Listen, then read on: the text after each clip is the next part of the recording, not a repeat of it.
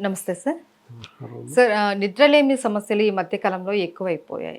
చాలా చిన్న పిల్లల నుంచి నిద్ర పట్టట్లేదు నాకనేసి నైట్ అంతా మేలుకోవడం, పొద్దున అవును. అయ్యేసరికి యాక్టివ్‌గా ఉండలేకపోవడం, అవును. దాంతోటి చాలా హెల్త్ ఇష్యూస్ వస్తాయని తెలిసినా కూడా ఆ సమస్యను అధిగమించలేకపోతున్నారు. అవును. ఏంటి సార్ నిద్రలేమికి ప్రధాన కారణాలు?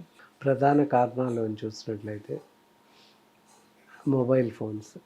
టీవీస్ హ్మ్. ఇవి ప్రధాన కారణం అని చెప్పొచ్చు. హ్మ్. పని ఉన్నవాళ్ళు సపోజ్ వర్క్ ఉన్నవాళ్ళు నైట్ వర్క్ చేస్తూ కూర్చున్నారు అంటే ఒక అర్థం ఉంది. హ్మ్. కానీ ఇక్కడ అలా లేదు.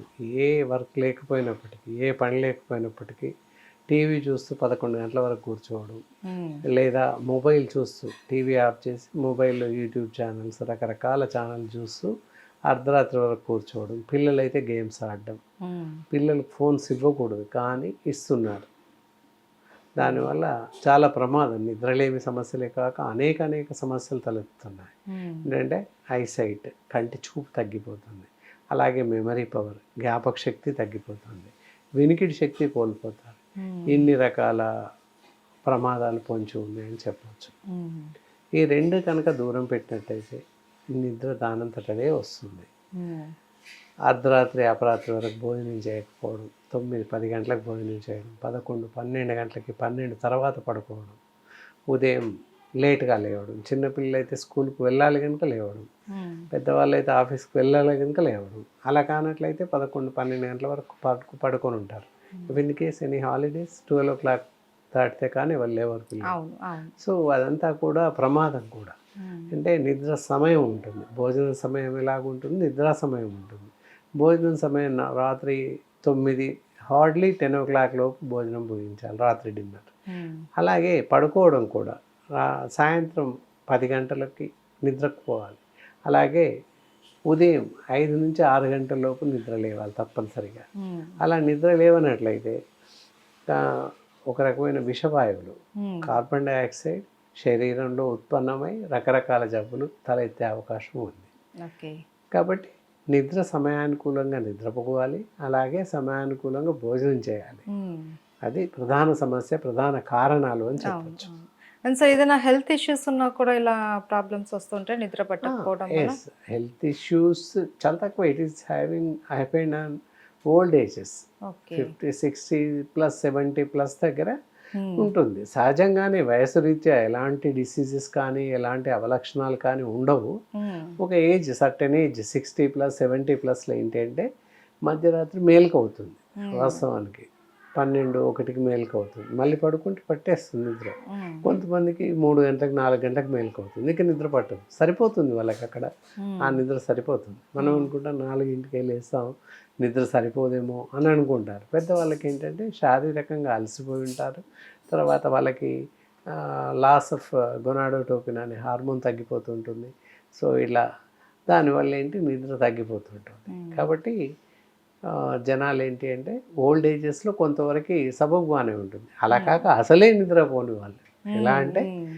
పడుకుంటే ఇక రాత్రంతా మేలుకతోనే ఉండడం. ఏ అర్ధరాత్రో 12కో, 1కో నిద్రపట్టి 4కు, 3కు, 5కు మేలుకైనా సమస్య ఉండదు. ఓల్డ్ హ్మ్. ఏజ్‌లో అది హ్మ్. సంభవమే. కానీ అలా కాక అసలే నిద్రించని వాళ్ళు ఉంటారు. తెల్లవార్లు అలాగే మేల్కొని ఉంటారు. అవునవును. అలాంటి వాళ్ళది సమస్య ఇక్కడ. హ్మ్. అదొకటి పరిగణలోకి తీసుకోవాలి. మిగతా వాళ్ళంతా కూడా హ్మ్. వాళ్ళంతట వాళ్ళు చేతులారా చేసుకుంది. అలాగే ఏజ్ ఫ్యాక్టర్ వయసు రీత్యా తగ్గే నిద్ర. నిద్ర తగ్గుద్ది వయసు హ్మ్. రీత్యా. అది సమస్య కాదు. 2, హ్మ్. 3 అవర్స్ తగ్గిపోతుంది నిద్ర. సరే నిద్రపోకపోతే ఎలాంటి సమస్యలొస్తాయో కూడా చెప్పారు. ఏంటి వినికిడి లోపం కావచ్చు, సైట్ రావడం, లేదునంటే జ్ఞాపక జ్ఞాపక శక్తి. శక్తి యెస్. తగ్గిపోవడం అనేసి. అండ్ ఇంక ఇవి కాకుండా ఇంకా ఎలాంటి ప్రాబ్లమ్స్ వచ్చే అవకాశాలుంటాయి? ఈ నిద్రలేమి సమస్య వల్ల అజీర్తి వ్యాధి వస్తుంది. హ్మ్. అల్సర్స్, అసిడిటీస్ వస్తాయి. హ్మ్. నిద్రసే నిద్రలేమి సమస్య తలెత్తుతుంది కనుక సర్క్యులేషన్ ఆఫ్ బ్లడ్ సర్క్యులేషన్‌లో కొన్ని రకాల అవాంతరాలు ఎదురవుతాయి. హ్మ్. తర్వాత అసంబద్ధంగా బరువు పెరిగిపోవడం, హ్మ్. కొన్ని సందర్భాల్లో గుండె జబ్బులకు దారితీస్తుంది. హ్మ్. ఇవన్నీ కొన్ని రకాల పారామీటర్స్ ఉన్నాయి. హ్మ్. ఇది మనం తీసుకునే ఆహారం సరిగ్గా జీర్ణం అవ్వదు కనుక శరీరానికి వంట పట్టదు. కాబట్టి అల్సర్స్, యాసిడిటీస్ హ్మ్. ఇలాంటివి వచ్చే అవకాశాలు ఎక్కువగా హ్మ్. ఉన్నాయి. అంటే అవును. జీర్ణ సంబంధమైనటువంటి వ్యాధులు రావడానికి అవకాశాలు ఎక్కువగా ఉన్నాయి. అవునవును. అయితే సార్ ఏంటి సార్ దీనికి పరిష్కారం ఏంటి? ఇంట్లో మనం చేసుకునే చిట్కా ఏమైనా ఉందా నిద్రలేమి సమస్యకు?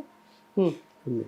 హ్మ్. ఏంటంటే మామూలుగా పాలు, గోరువెచ్చటి పాలు తీసేసుకొని ఒక అర స్పూన్ వరకు పసుపు వేసి మరిగించాలి. హ్మ్. 5 నిమిషాల వరకు జస్ట్ టీ లాగా మరిగించేసి టేస్ట్కి సరిపడా షుగర్ కానీ బెల్లం కానీ వేసుకుని రాత్రి పడుకునే ముందు తాగినట్లయితే మంచి నిద్ర వస్తుంది.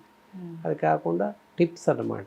ఏంటంటే ఈ టీవీలు మొబైల్స్ కాకుండా మొబైల్ తల పక్కకు పెట్టుకుని పడుకుంటుంటారు. అలా పడుకోకూడదు. అది బెడ్ పైన ఎక్కడా ఫోన్ ఉండకూడదు. అది ప్రధానంగా గుర్తుపెట్టుకోవాలి. ఫోన్ వస్తే ఎలా అనేది కాదు. ఫోన్ బయట ఎక్కడో ఉండాలి. బెడ్రూమ్లో అసలే ఉండకూడదు. అది బయట ఎక్కడ పెట్టేస్తే ప్రాబ్లం లేదు. దాని యొక్క వైబ్రేషన్ చాలా దూరం వస్తుంటుంది. అందువల్ల నిద్ర రాదు. కాబట్టి ఫోన్స్ ఎక్కడ బెడ్ పైన ఉండకాడో బెడ్రూమ్లో ఉండకూడదు. బయట ఎక్కడో పెట్టేసేయాలి. తర్వాత టిప్స్ అన్నమాట, చిన్న చిన్న టిప్స్. పడుకునే ముందు డిమ్ లైట్లో, అంటే జస్ట్ చదివినట్టు బుక్ పట్టుకొని 2 లైన్లు చదివేలోపు నిద్ర వస్తుంది. డిమ్ లైట్లు జస్ట్ చదివే అలవాటు ఉంటే ఇంట్రెస్ట్ ఉన్న సబ్జెక్ట్ ఏదో లైట్గా చదువుతూ వెళ్తే నిద్రపోతుంది. అలాగే సింపుల్గా మైల్డ్ టోన్తో ఏదైనా మ్యూజిక్ ఉంటే విన్నట్టయితే నిద్రపోతాం. అలా కాక మనం మ్యూజిక్ ఎక్కువ పెట్టుకొని చెవి దగ్గర ఫోన్ పెట్టుకొని వింటాం అది చెప్తే. అందుకని అది అక్కర్లేదు. పేపర్ చదివితే నిద్ర వస్తుంది. రీడింగ్ బుక్ ఏదో ఒకటి ఇంట్రెస్ట్ ఉన్న వాక్యం 2-3 లైన్ చదివేటప్పటికి నిద్ర వచ్చేస్తుంది అంతే. డిమ్ లైట్లో ఏం కనబడదు. కళ్ళు బరువు ఎక్కితే నిద్ర వస్తుంది. అది అట్లా ఉంటుంది. తర్వాత ఇంకో ప్రధాన కారణం, తలకి ఈ మధ్య కాలంలో ఎవరు తలనూనె వాడట్లేదు. అవును, అది ప్రధాన కారణం. కనుక తలనూనె వాడుతూ ఉండాలి తప్పనిసరిగా. అవైలబిలిటీ ఉన్న వాళ్ళు కోకోనట్ ఆయిల్ వాడచ్చు. లేదా ఇప్పుడు ఆయుర్వేదిలో చాలా రకాల హెయిర్ ఆయిల్స్ ఉన్నాయి. అలాగే లైక్ కౌశిక్ హెయిర్ ఆయిల్ ఇలాంటివి ఉన్నాయి. తీసుకొని రోజు ఎవ్రీడే పెడుతూ ఉన్నట్లయితే నిద్ర తప్పకుండా వస్తుంది. నిద్ర లేని వల్ల కళ్ళు తిరగడం, తల తిరగడం, తలపోటు ఇవన్నీ కూడా సంభవిస్తుంటాయి చెప్పడం అది. అలా తలనూనె అది పెడుతూ ఉంటే నిద్ర బాగా వస్తుంది, తలనొప్పి తగ్గుతుంది, కళ్ళ మంటలు ఇవన్నీ తగ్గిపోతుంటాయి. హెయిర్ గ్రోత్ కూడా బాగుంటుంది. యాక్టివ్నెస్ ఏదైతే ఉందో మనసు, మన శరీరం కూడా యాక్టివ్గా ఉంటుంది. అలా లేనట్టయితే నిద్ర తగ్గితే బరువుగా, సోమరిగా, లేజీగా కనపడే అవకాశం ఉంటుంది. ఏ పని చేయలేకపోతాము. ముఖ్యంగా ఏ పని మీద ఏకాగ్రత తప్పిపోతుంది. అంటే ఇవన్నీ చేసినా కూడా చాలామంది మీరు చెప్పిన టిప్స్ అన్ని ఫాలో అయినా కూడా కొన్ని రకాల హెల్త్ ఇష్యూస్ వల్ల కూడా వాళ్ళకి నిద్ర పట్టకపోవడం అలా ఉంటుంది. సో వాళ్ళకి ఆయుర్వేదంలో ఏదైనా మెడిసిన్ దానికన్నా ముందు ఇంకా మంచి టిప్ ఉంది. చాలామందికి టీ అంటే చాలామందికి ఇష్టపడుతుంటారు. టీ ప్రియులు చాలామంది ఉన్నారు. ఛాయ్ ద్వారా నిద్ర తెప్పించవచ్చు. మామూలుగా టీ తీసుకుని ఒక కప్పుకి 2 ఇలాచీ పౌడర్, 2 యాలకులు, మినిమం ఒక పావు స్పూన్ వరకు ఇలాచీ పౌడర్ నలగొట్టేసి వేసేసేయాలి. బాగా మరిగించేసి 1 కప్ టీ తాగినట్లయితే బ్రహ్మాండమైన నిద్ర వస్తుంది. ఇలాచీ మాత్రమే వేయాలి. ఓకే. సో మామూలుగా టీ తాగితే నిద్రపోతుంది, బట్ ఇలాచీ మందులాగా పనిచేస్తుంది కనుక నిద్ర వస్తుంది. అది కారణం. తర్వాత ఇంకా పోతే ఆయుర్వేదిలో చాలా బెస్ట్ ఆఫ్ బెస్ట్ మెడిసిన్స్ ఉన్నాయి. అవి ఇప్పుడు చెప్పిన టిప్స్ వల్ల నిద్ర రాకున్నా, లేకపోతే ఇందాక చెప్పిన సలహాలు, సజెషన్స్ పాటించినా రాకున్నా, పాటించలేని వాళ్ళకి కూడా దివ్యమైనటువంటి ఔషధాలు ఉన్నాయి. దట్ ఈజ్ మేధోరేడ్ అని చెప్పేసి క్యాప్సూల్స్ ఉంటాయి. ఇవి డైలీ రాత్రి పడుకునే ముందు 1-2 క్యాప్సూల్స్ వరకు భోజనానంతరం వేసుకుని పడుకున్నట్లయితే చాలా మంచి నిద్ర వస్తుంది. దీంతో నిద్రలేమికే కాకుండా ఒక రకమైన మెమరీస్ లాస్ కానీ, ఏకాగ్రత లోపించడం కానీ, తలనొప్పి, తలపోటు ఇలాంటివన్నీ కూడా తగ్గిస్తుంది నిద్రతో పాటు. ఓకే. సో నిద్రలేమి సమస్యల వల్ల కలిగే దుష్ఫలితాలు ఏంటి అండ్ దానికి మనం ఇంట్లో చేసుకునే చిట్కాలు, సలహాలు అండ్ అలాగే దానికి మెడిసిన్ కూడా ఆయుర్వేదంలో చాలా వివరాలు తెలియజేస్తారు sir. Thank you so much. నమస్కారం.